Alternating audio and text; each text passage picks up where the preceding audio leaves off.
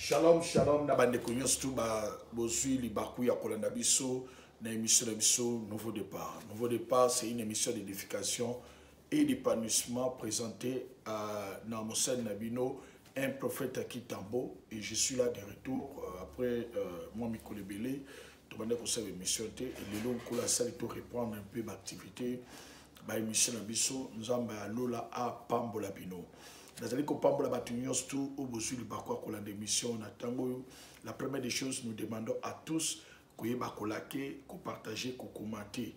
Vraiment nzamba lola ko pambola wana na monitor batu ba opé ba vrai abonné à émission papa nanga Joseph Lokumu na Paris na maman Claudine nzamba lola pambola bino libota moba na posete ko pambola maman Mami Kawal na Irlande.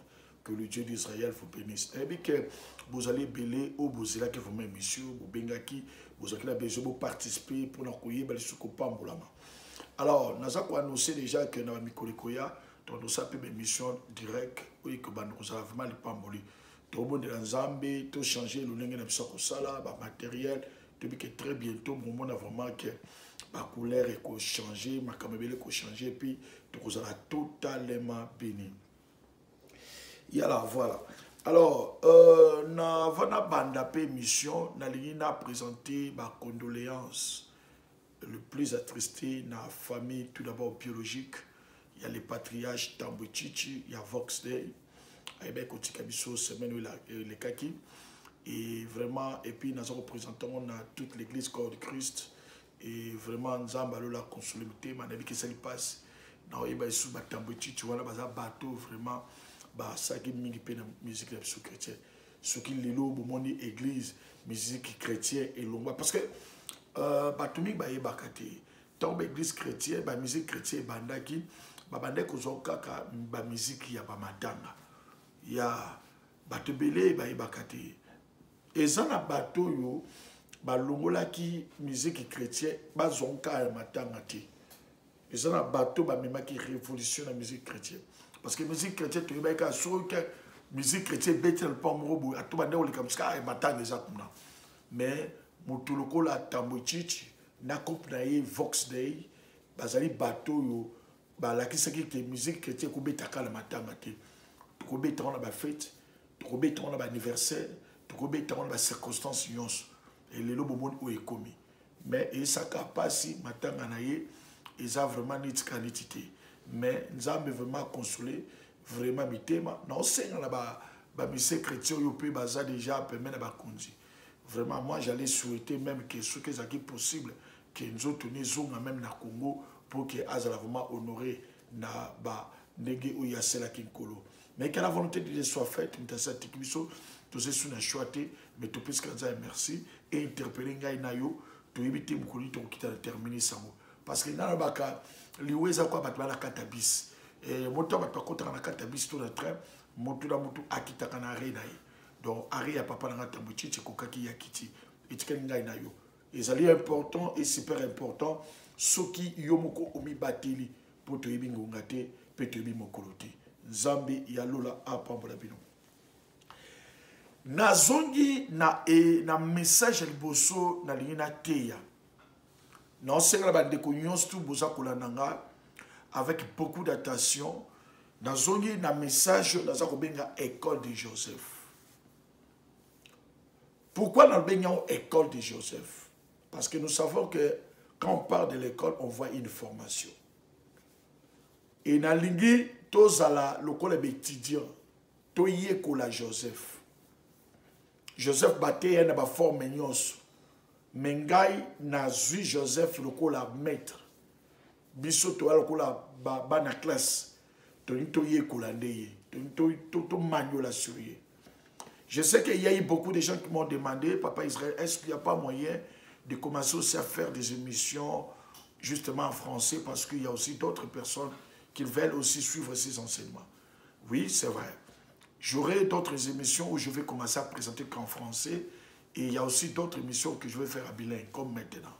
Donc, dans un mélanger français et lingala. Mais je pense que tu pourquoi, dans sa deuxième émission, vous avez uniquement qu'en français. Et vous serez totalement édifiés et bénis. Maman, papa, osakoyo kangai. Nalingi oyekola Joseph. Et vous allez comprendre beaucoup de choses. On a côté, on a évité ce qu'ils ont 2 ou 3 vidéos. Mais na banyango sikoyo. Peut-être qu'ils ont 2 à 3 vidéos pour tout écola kaka Joseph. Pour la côté de la thème école de Joseph. Nalingi totanga rapidement. Genèse chapitre 37, verset 18 à 30. Mais on a quelques versets dans nous. Dans verset 18, Bible est que ils les virent de loin et avant qu'il fût près d'eux, ils complotèrent de les faire mourir. Verset 19, la Bible dit, et se dit l'un à l'autre, voici les faiseurs des songes qui arrivent. Voici, il dit l'un à l'autre, voici les faiseurs des songes qui arrivent. Verset 20, venez maintenant, tuez-les, et jetez-les dans une des citernes, et nous dirons qu'une bête foreste l'a dévoré, et nous verrons ce qui deviendront ces songes. Nde eloko place nalingi to simba, nous verrons ce que deviendront ces songes. On va les tuer et tokotala bandoto na ye ekokoma wapi, ekokende wapi, ekosuka wapi. Ils veulent tuer Joseph. Est-ce que quand on regarde très bien, est-ce que posa na bango ezalaki baboma Joseph? To posa na bango ezalaki kaka eloko bande osa bango pasi ezalaki eloko yo ezalaki na Joseph. Je vais tout d'abord récapituler tout petit peu pour justement nous amener à comprendre il s'agit de quoi. La première des choses, lorsque nous regardons très bien la Bible, vous allez comprendre qu'ici on parle de l'histoire de Joseph, comment il a eu des rêves. Et dans cette histoire, Joseph a eu à bêter bandoto.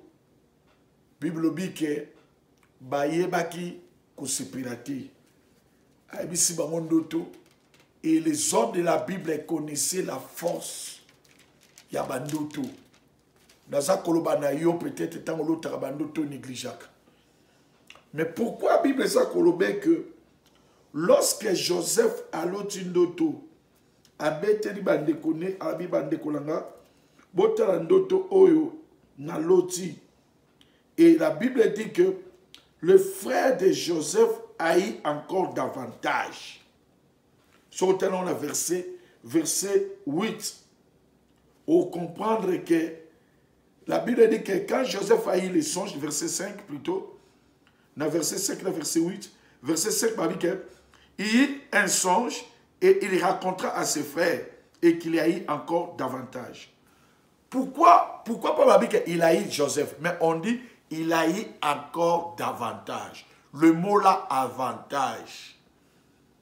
C'est pour dire que bande quoi Joseph, bande déjà qu'il a Joseph depuis déjà. Dès que son auto na mutu moko, ou asa kolandanga siko. Na vie ce que ça permet na bato, ezala ndekono, ezala camarade, ezala entourage. Tant au moment que mutu moko déjà a sepé la kadayoti. Mais pourquoi il faut toujours qu'on force ça? Et belé lelo ba okufa, c'est parce que ba on forcé. Oyebi déjà que muto ton na lobakalikam a sepé la ngati. Mais pourquoi on croit qu'on partageait ba secret dans la vie? Pourquoi on croit qu'on betele makambo za na ngona vie?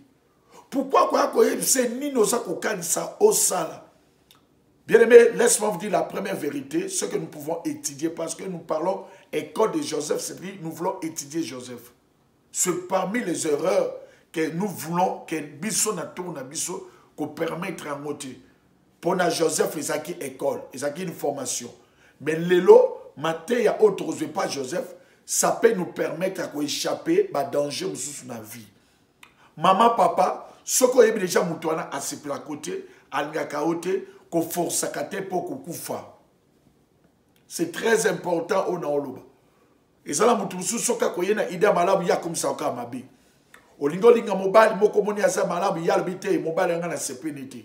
Combien de bateaux les hommes sous basa ya kotula na mabala, Otulité parce que mon bal est mais otuli parce que tant que partagera ma vie, nous, autant la kate, il faut partager naïe. C'est très important, surtout dans le domaine d'auto, dans le domaine de conseil, dans le domaine de la vie à mon vie est zaka moko, vie est zarami baliti. Et ça la makambo ko iko benga muninga bo partager, mais faut taper mutu nino faut benga au côté saï. Parce que eloko bengi loko la ndoto, eloko bengi loko la conseil, et ça lié na vie à mutu. Ce qui au sali erreur, il y a cause interprétation ma bé, il y a cause conseil ma bé, de volanga vie de pays qui robeba. Ko ume la lisus, ko ume la mai mususu ya ba souffrance.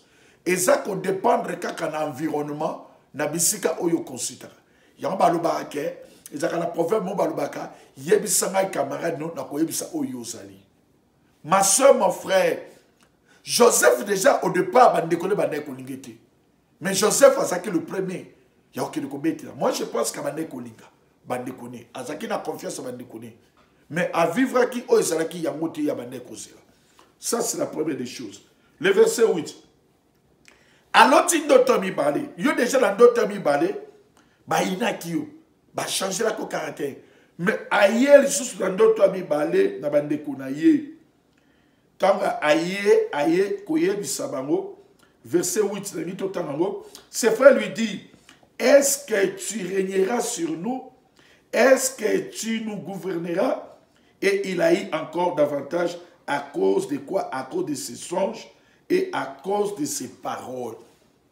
Peut-être tu peux dire, bon, dis-moi un peu mes chers amis. Joseph, il haït seulement les songes.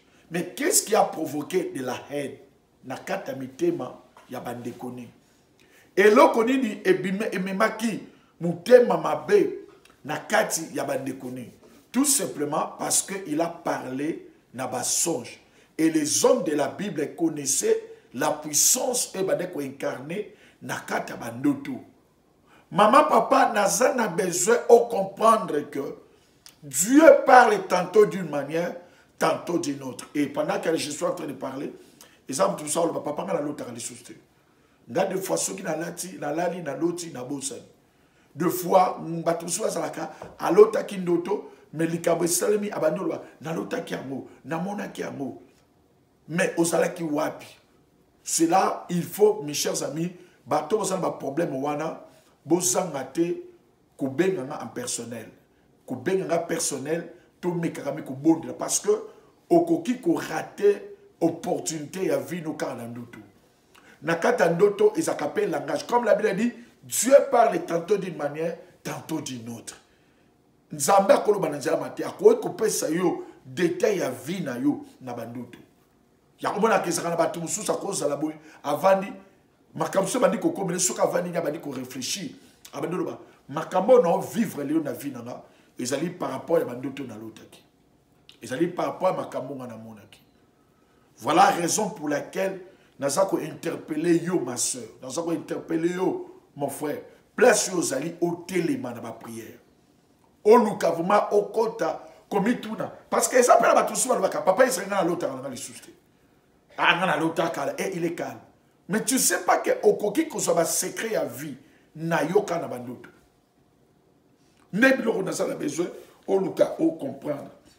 Et dans le guide, on sautait directement déplace la commune à verset 18. Lorsque Bamoni Joseph Namusika, Bamoni et il complotait. Au moment, Batouba qui nous a la complot. Joseph venait de loin. Il n'a pas que Joseph t'a talaki bandekona musika, alors bina kendesika bandekona ngaza bazali. Pour Joseph, il voyait que ce sont mes frères. Baza bandekona nga. Na poussa ne question na zakotu ndiko uzakola ngai bato yo kanga makala bango bato poussa na bango est-ce que baza bato balingako est-ce que baza bato ba sepela na yo ki camarade malamu ezaka ki camarade ngana écouter le yo peut écouter la ngai mais tant on a ki camarade moko ka ezaka la flèche aller retour ezala raté ma soeur réfléchis na a besoin au discerner na benga école pour que la ngi tozwa ba leçon, tous ba mature par rapport à la vie à Joseph. Dans verset 18, Balobi, Bah, moni ye na musika azakoya et il complotait de le faire mourir. Bah, zuika likalisa kobomaye parce que kaka Joseph a bloqué Kindoto. Maman, papa, deux fois, tu te poses des questions pour dire Nasa nani ni batba inanga. Nasa ni batba inanga. Bitumana yo ezalaka non pas par rapport à Oyoza Komona, mais tu es beaucoup plus combatif par rapport à la chose de Dieu. Oyezala katina yo. Satan la tanga ka obundisa mutu. Abundisa mutu te pour na présent. Pour na Oyoza Kubika lelo. Il te combat par rapport à ton futur. L'heure est arrivée, Yaya Telema. Obunde la futur na yo. Lobby na yo savent lobby à Essengo. Lobby na savent lobby à bonheur. Mais il y a un complot. Oyo bon ba yebi. Tamba moni Joseph Aza au poussana. Maman papa obandi ko poussana. Oyebite banano basa ko se comploter. Pour Joseph c'était sa famille. Mais pour Nayo, banano tamba bona kona musiko zakoya. Banano tamba mona kabilo ko nkolo atsekati na yo. Obandi ko bitu na batba inanga na selba moni. Batbato nga basalini. Tu as quelque chose. C'est la chose là où ils allaient kusala que le diable aille ba côté les mains pour na koye ba kubundisa. Et balobi mimi to bomaye. Ba bomaye. Pourquoi il faut ba bommer? Mes chers amis, la première des choses que vous devez savoir, Dieu ne lâche jamais et n'abandonne jamais ses enfants. Ça c'est la première des choses au Danigito Ekola. Nzambe atikaka jamais banane. Complot oyo baza ko sala na vino oyo yebite. Complot oyo baza ko sala pona libala na oyo yebite. Complot baza ko sala pona bana na oyo yebite. Je vais te dire le premier point. Oh na lingi oko ma place aux ali. Dieu ne lâche jamais et n'abandonne jamais ses enfants. Même sur le chemin de la vie, il faut être conscient que c'est Dieu qui tient entre ses mains. Yeba ke ozala maboko nzambe. Lelo na eko rassurer mutu moko. Complot o ba osal. Ba ite que Joseph azala maboko nzambe. Mama papa ezana batu mususu babundisa bango te. Pamba te vina bango ezala maboko nzambe. Ezana batu mususu basera bango makita te. Pour être à venir na bango ezala maboko nzambe. Voilà l'importance à okime pa nzambe. Voilà pourquoi il y a la cité des réfugiés. Voilà pourquoi il y a se réfugier par Nzambe. Parce que mouton Nzambe a simbi. Maman, papa, yo yebite bato ba comploter yo. O yebite bato ba oluka ba bomo. Ba oluka ba boma Joseph pour nandoto. Mais ce qui était merveilleux, Joseph Nzambe mta simba qui est. Nzambe mta bomba qui est. Mais est-ce que yo osana maboko nani? Confiance ne s'acquiert pas nani. Ne question de bosso la ngaki toye kola lelo. Vie ne sait pas nani. Otika kabana ne pas nani. Otika kalibala ne pas nani. Confiance ne s'acquiert pas nani. Bato babane ko lingela Joseph bunde bakino balobaka. Bazaika bande ko famille na ye. Bomo yosa kola nanga nana olingelo bulu. Nana zana besoin amona yote. Ma sœur, et ça la batu mususu moni azawana. Mais monde de ténèbres bazala besoin ba monité. Et ça va tout souba oluka moyens yosa koya obi ma copine mais azala besoin que yo kufa pour ya soit place non. Oyebite ma sœur. Joseph tanga oya la musika na makalise ensengo na moni bande kolanga. Ba bande kolanga babi ayato bomaye. Oyebite batu ba olingelo. Mais ce qui est important, c'est que tu dois savoir Dieu n'abandonne jamais et ne laissera jamais ses enfants. Ba o bazana nzambe. Quel que soit tout complot, toute arme forgera contre vous sera annulée sans effet. Parce que ils ont importance, Moutakima. Avantage de Joseph et Zalaki, Azalaki na sécurité au bandekone babane komonate. Avantage de Joseph et Zalaki nini, Azalaki na maboko ya Nzambe au bandekone ba oyebate. Maman, papa, nego yebite nege batba c'est le complot pour la kobomayo. Nege moko pe yope, il faut yeba kokota la carte de prière, koluka protection en Zambé. Pour ne to tambula kaboy, to mona na bilongi, mais to mona oza na carte de mate. Tikan Zambé a pambola bino, calamité dans sa deuxième partie, il y a émission École de Joseph. La première des choses, na École de Joseph te yekolike, o Nzamba simi na loboko, nguya moko te ko botola soki nzambe asimbi libala na yo asimbi mikanda na yo asimbi libala na bana na yo asimbi nyonso ya yo eza na nguya moko te ekolongola yo na maboko ya nzambe mais nayebi te ozalaka na maboko ya nani aprotegeaka bana na yo. C'est bien okoki kozwa assurance, c'est bien okoki kozwa protection, c'est bien okoki kozala nyonso tout, mais bilobi ke soki nzambe akotonga te oyo akotonga aosambusana na mpunda. Partagez cette vidéo et vous serez totalement bénis. Et je bénis tout le monde au Bazaki et Belé Yakola émission Oyo. Et nous souhaitons Mama Belinda, que Dieu vous bénisse. Et tout le monde, vous partagez vidéo et vous serez totalement bénis. Je vais prier. D'après ce merci pour Yolobi. Naïbité, Mama Oazako Yokanga. Humiliation bitumba Oyo Ndeko Mobali. Moi, ça zako leka na vie. Na mboka Oyaza. Nzambe na comprendre na école à Joseph azalaki maboko nzambe ya ngoni moni complot o bande kone basalaki ezwaki plasté moment mo ekoki toye komitika na maboko na nzambe ndeko protéger ki Joseph tant bat bo c'est les complots ndenge moko la lingi o protéger maman o ya landinga papa la landinga ndeko la landinga protéger contre les ruses du diable protéger contre bitumba nyonso bande ko ba le kanango na telle puissance tout o ya molili Père Saint-Molimo Santo, aïba couvrir moko la moko. Tamboula na biso parce que la Bible dit qu'avec Dieu nous ferons des exploits. Dans le nom de Jésus, est-ce que nous avons prié? Amen. Amen, amen. Tokutani Mbala Yassiman. S'abonnez-vous, partagez et commentez. Vous serez totalement bénis. Sois bénis. Merci.